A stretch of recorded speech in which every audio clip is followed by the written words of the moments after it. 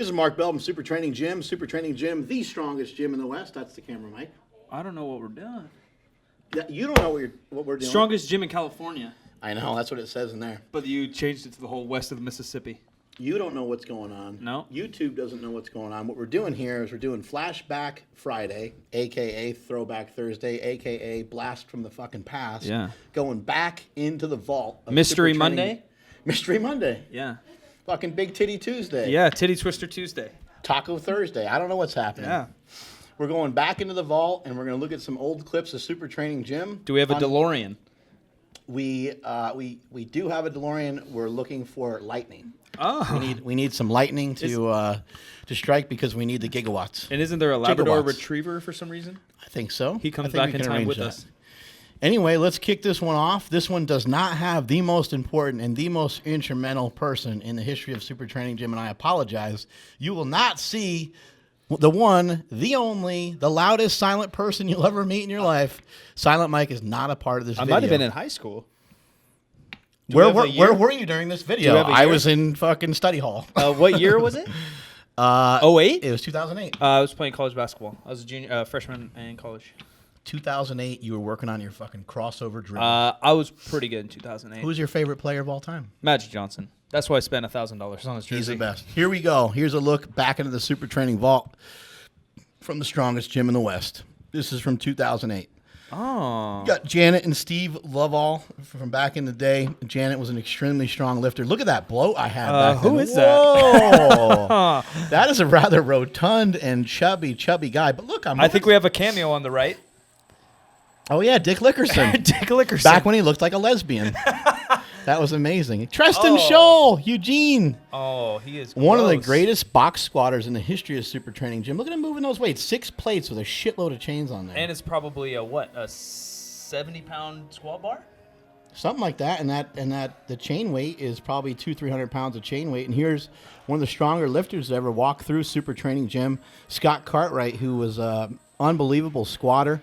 Squatted over 800 pounds raw and squatted 1,160 pounds in multi-ply gear. Just a really, really brutally strong squatter. When I think of powerlifting, I still think of this. Maybe because like when I was doing all the research and trying to learn about lifting, this is all that popped up. This, West Side, Elite FTS, guys like Vogelpool and obviously Super Training and Gym and all that. This is what popped up when you try to learn how to get strong. Yeah, and this is what people are talking about when they say, oh, I want to see you guys lift heavy again. Because right now they see us doing sets of 12. Right here we have one of the strongest lifters to ever walk through the doors of Super Training Gym, Scott Hoss Cartwright.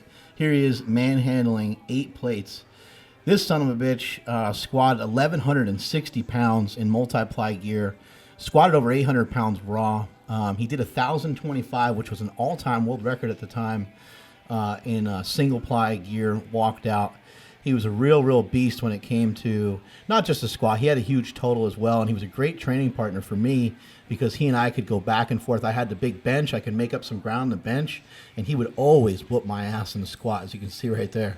The lifting styles are just so different than, when you're in gear, you're trying to for lack of a better term, kind of rev up your CNS and handle big weights while getting used to that gear where, we've talked about it many times and mentioned that. And here we're doing sets of 5, 6, and 8 because we have to build, maybe not more muscle, but we have to focus more on that groove where you need to focus on handling over 90% in your suit to find the groove. Where if you're doing 70% in a squat suit, it doesn't feel the same. Where raw, it kind of does feel the same. There's absolutely no other way to train your geared lifting than to really handle some heavy weights. Yeah, the sensations are different. You can't get in a bench shirt or a full squat suit and do multiple reps. It doesn't make any sense. And actually, there's so much potential to hurt yourself. The only things you can do are some of the things you see here that we're doing. Like I took the box out. I'm working on some heavy singles, doubles, triples to get a feel for when the box isn't there. You think your nipples were pokier then or now? They look pretty hokey pokey right there. They're going right through the screen. They look like a Pokemon stop. Look at that chubby face. Yeah, that's pretty nuts. And now we got 9 plates on each side. Utilizing the chains and the bands is something that we did a ton back in the day. It didn't become worthless or useless. We still utilize it here at Super Training Gym. It's called accommodating resistance, where the weights are heavier at the top and they're lighter at the bottom, and it's still something that a lot of guys, enjoy doing. Now Smokey's going through a cycle of deadlifting against some bands. Yeah, bands and chains are always applicable and always help, but you have to realize that they maybe help a little bit more with this gear because the strength curve changes. Like those briefs are stopping you in the hole, where there's nothing stopping you in the hole raw at all. So using those and accelerating to the top. Check this out. Covington going nuts. The one and only Jim McD from Mark Bell's Powercast. He's the one that came to Silent Mike and I. He's the one with the idea of the Powercast. So you all can thank him. But it's good to go back in time and see some footage of Jim McD hammering out some weights. Are you spotting? This is how it used to be. I mean, there's probably only 10 people or less at a time in the gym. 4 or 5 on each squat rack, and that was it. 585, Jim McD. Crushing it. Easy We peasy. had a smaller facility, and it was really narrow, and it kind of forced us all to train together more. Yeah, it was a little different. It was maybe easier also because everyone's kind of following the same split, the same program. Everybody was in multiply gear except maybe Ryan Spencer. Yeah. But even then, and then I showed up and I tried to go raw and I got crushed. What the hell's going on? Anyway, that's Back to the Vault, and that's our clip from the past, our blast from the past.